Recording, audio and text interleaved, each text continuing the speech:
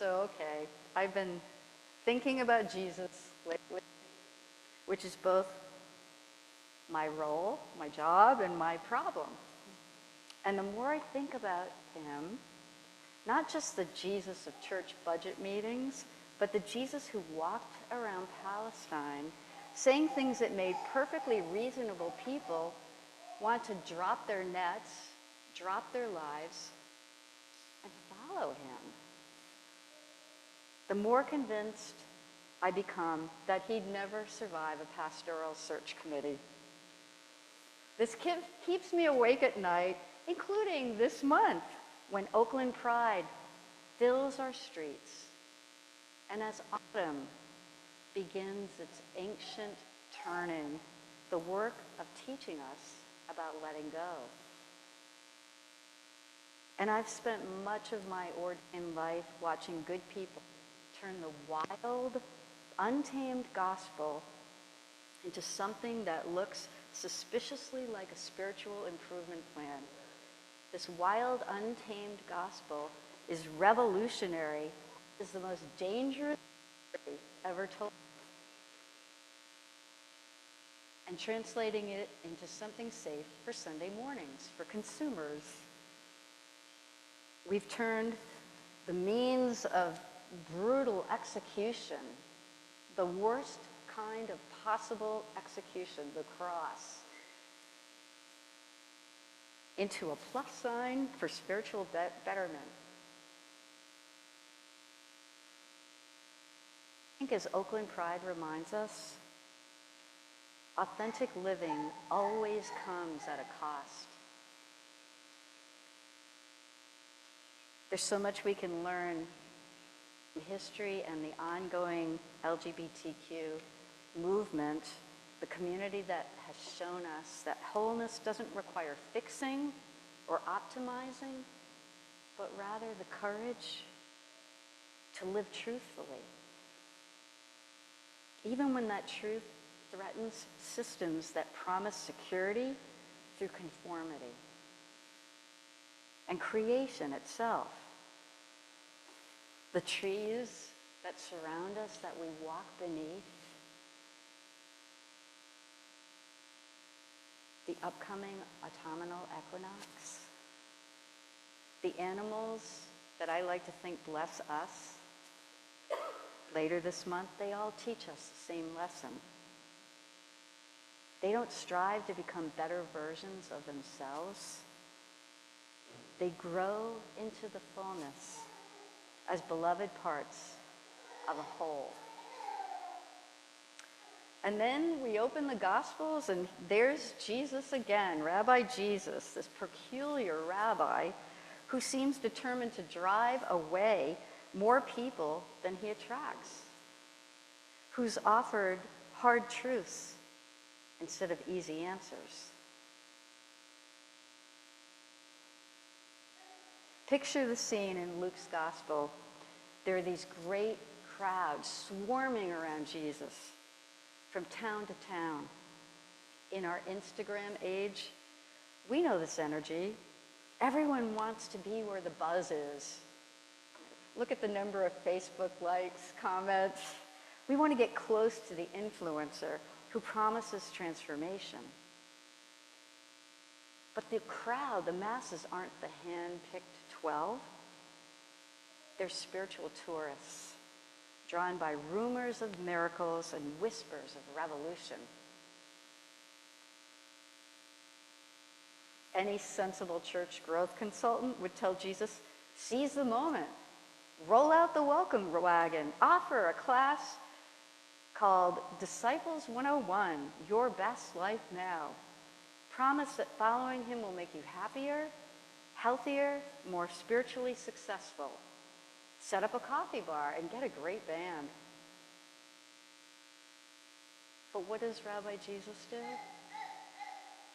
Instead, he delivers what I think is the most counterproductive recruitment speech in the history of organized religion. He tells the crowds they must hate their families, carry their crosses, give up everything they own.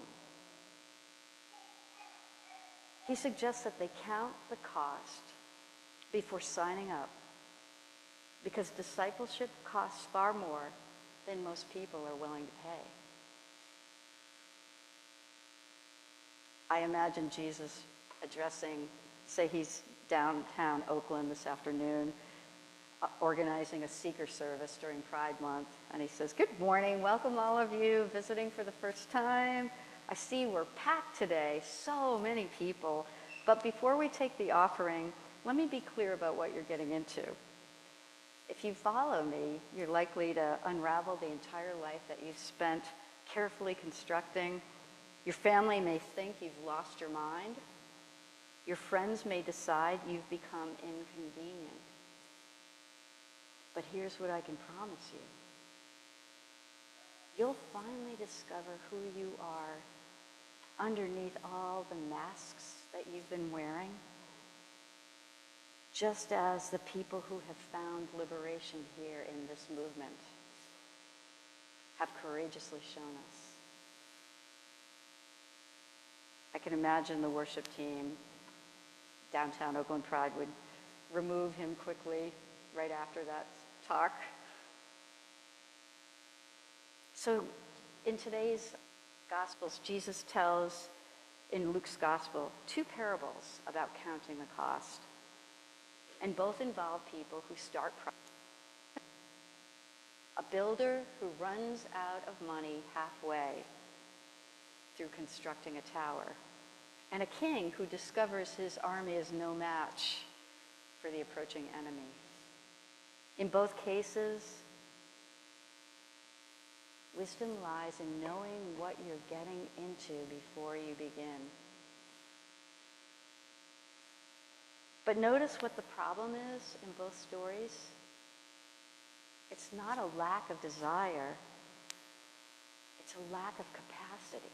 It's a lack of resources. The builder wants to build. The king wants to fight. But wanting something and being able to sustain it are completely different matters. This is what Jesus understands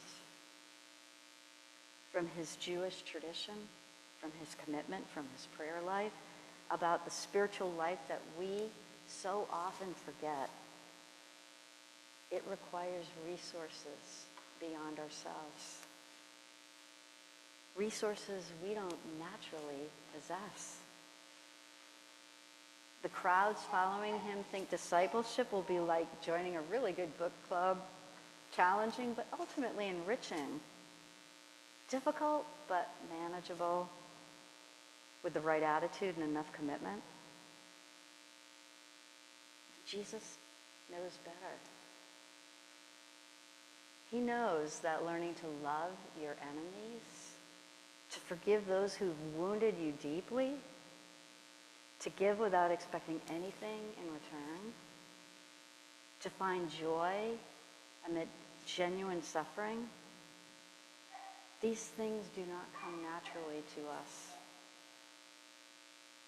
They require a kind of dying and being reborn that no amount of positive thinking can accomplish. They require what the old theologians called grace. And grace isn't something you can manufacture.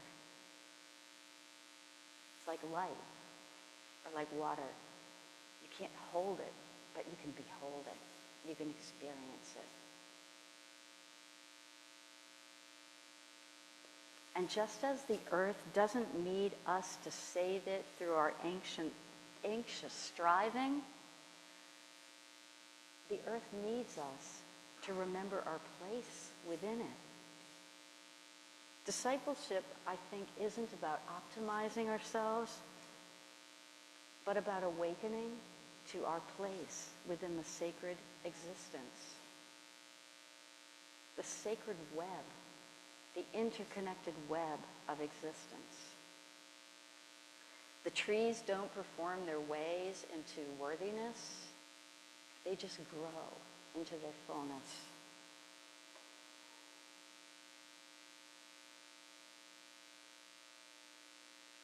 So when Jesus talks about hating father and mother, I don't think he's advocating for dysfunctional families or suggesting we abandon those we love. I think he's describing something that's far more radical. The possibility of loving people without needing them to complete you, or caring for others without requiring their approval in return. There's so much pressure in our society to make our relationships the measure of our romantic love, the source of our identity, professional success, the proof of our value. I think Jesus is suggesting that all of these good things become destructive. We need them to save us when we can't imagine being okay without them. And I don't think this is cruelty on Jesus' part. I think it's tough love. I think it's mercy. The terrible mercy of someone who loves you enough to tell you the truth. The truth that you are already loved, already whole, already enough, but that you'll never experience this reality while you are desperately trying to prove it through external validation. I used to think that spiritual maturity meant getting better at life, becoming more patient, more peaceful, more consistently kind. I thought the goal was like graduating from spiritual preschool to spiritual graduate school, accumulating wisdom and virtue along the way. But these days, in the autumn of my own life, I think it has to do more with getting better at falling down and getting back up again. Not falling down less, but falling more gracefully, with less surprise and self-recrimination, with more trust that the ground will hold me just as the ground holds us all. When Jesus talks about losing your life to find it, I think he's describing what every major, authentic spiritual tradition points toward. It's a counterintuitive discovery. The more that we become more ourselves when we stop trying to be special. We become most free when we surrender the illusion of control. We become most alive when we make peace with our own mortality. As autumn arrives and the leaves begin their annual lesson of letting go, as we approach the autumnal equinox with its perfect balance between light and dark, I find myself returning to Jesus' harsh words with gratitude. His warning about the cost of discipleship isn't meant to discourage, but to prepare us for a journey that will ask everything we think we are, and in return, give us everything we actually are. The crowds wanted Jesus to make their lives better. He offered instead to make their lives true. They wanted solutions to their problems. He offered to transform their relationships. They wanted to feel chosen, special, set apart. He offered to help them discover who they truly are, not because of what they accomplish, but because of whose they were, because of who we are. I see this here in our little community, in our EPA letter writing, our campus picnics under the changing skies, our advocacy for reparations. I see it in the blessing of the animals. We're practicing a kind of love that costs us our isolation and gives us everything that matters. Whether we're protecting clean air or sharing food on the grass or at St. Mary's, we're learning that transformation, personal or planetary, isn't about optimization. It's about awakening to what's always been true. We were created for connection, for community, for care. So Jesus probably wouldn't make a great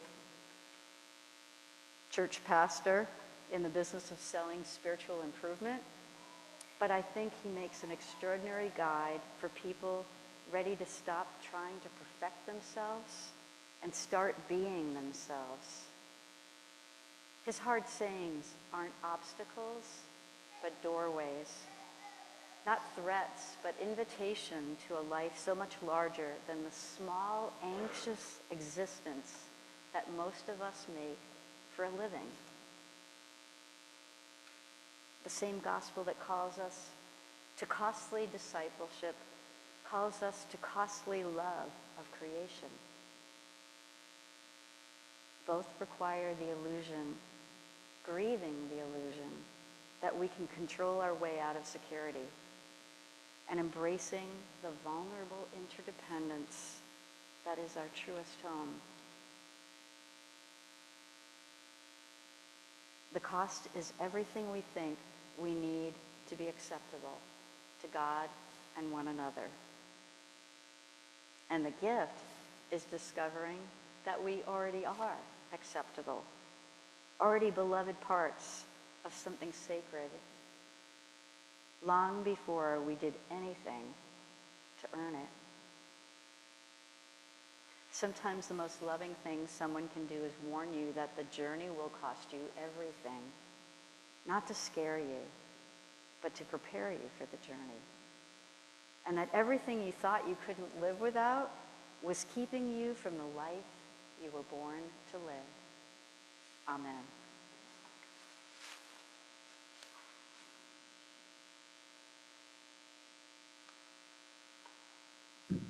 We'd all turn to 573 in our New Century hymnals.